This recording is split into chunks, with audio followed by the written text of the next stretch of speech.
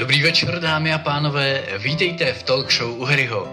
Dnešní díl bude speciální, čeká nás vyhlášení nominací do 4. ročníku Festivalu amatérských a studentských filmů Černá věž. Takže, alohomora, začínáme!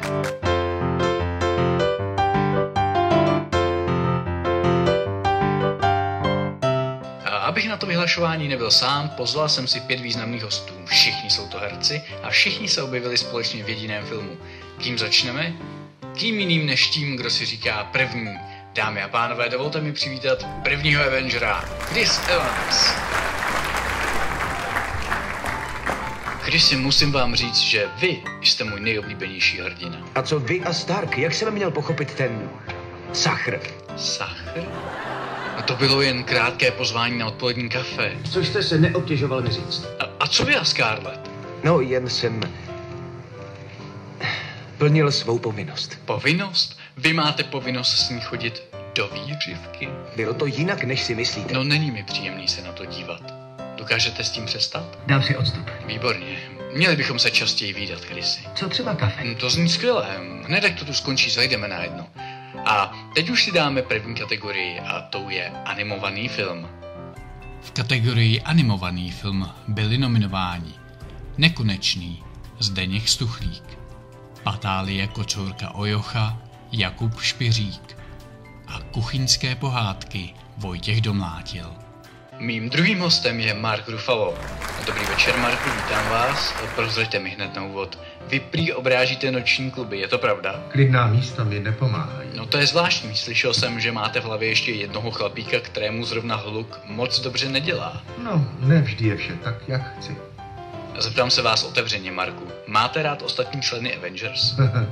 Těm se právě snažím ze všech sil vyhýbat. A co kdybych vám nabídl možnost přidat se do nového mého týmu? Jsem v něm já, Hagrid, no to je zatím všechno. Co když odmítnu? Určitě, něco, co by vás přesvědčilo.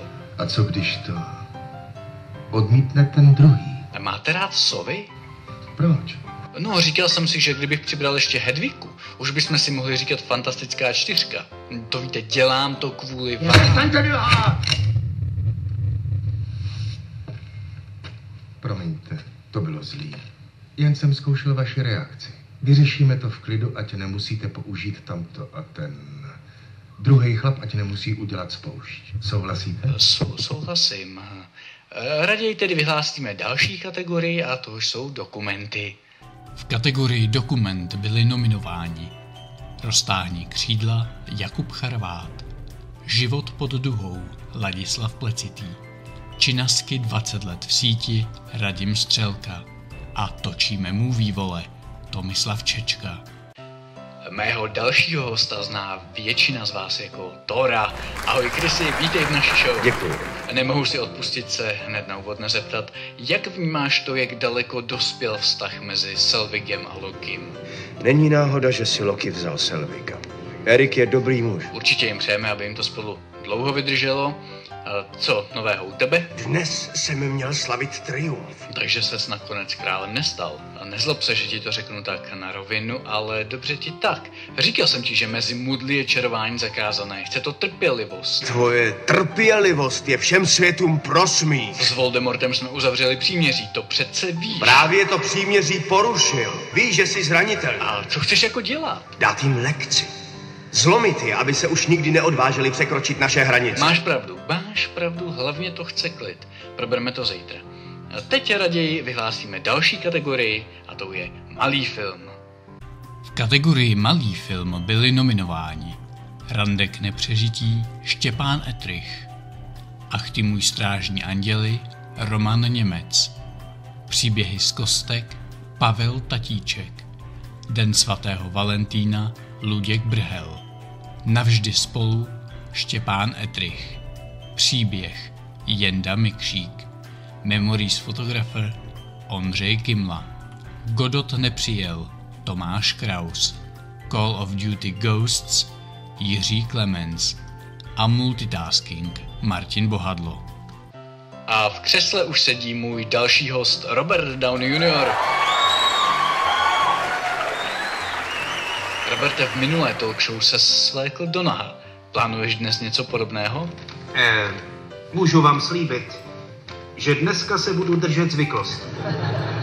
To ti není moc podobný. Mám trochu kocovinu. A co ta divoká party, o které se mluví?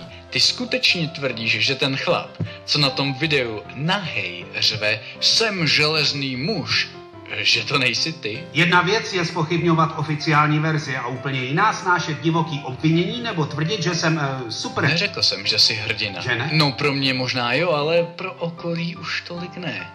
Už jsem ti říkal o tom novém klubu hrdinů, který rozjíždím? Řekl jsem, že mezi ty vaše super tajní slečinky nechci. Proč ne? No, prej jsem nestálej, sobecký a nevhodný do týmu. No a ty jsi ještě v Avengers?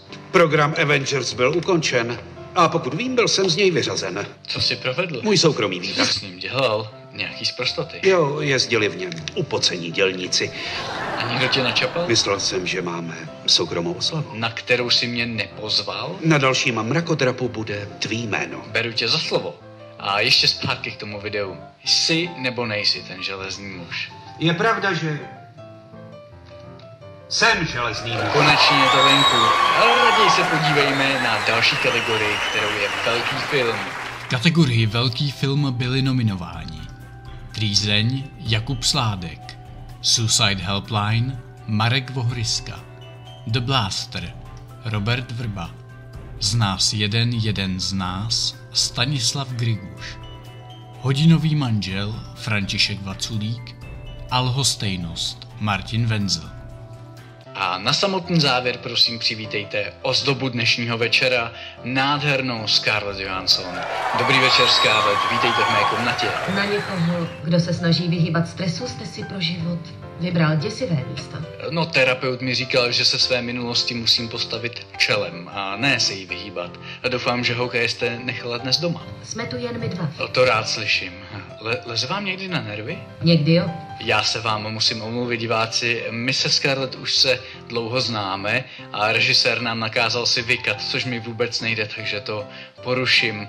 Řekni mi, Scarlett, a myslíš někdy na naši společnou minulost? Dobře víš, že ano. Já na ní myslím každý den. Pamatuješ si, jak jsme se loučili? Praštila jsem tě do hlavy. Jo, pořád to bolí. A hlavně u srdce. Srovnáš se, ale chvíli to potrvá. Pamatuješ na Rona? Jo. Asi nevíš, kde teď je. To bohužel nevím. Měli bychom uspořádat nějaký sraz, ale kdo by přišel? Nevím. Všichni, kdo zůstali. A hlavně nesmíme pozvat Brumbála, to je hrozný suchar. Teď mluvíš jako dřív. Jo, děkuji ti moc za návštěvu. No a my se přesuneme k poslední kategorii, a tou je studentský film. V kategorii studentský film byli nominováni Černobílý svět Tomáš Liga, Quick Load Petr Pekař, Podoba lásky Matěj Balcar, Poslední odměna Ladislav Plecitý, Žena, Bůh a pomeranče Kristián Hrušovský a Večný život, večná mladost Daniel Dluhý. Dámy a pánové, to byli Avengers.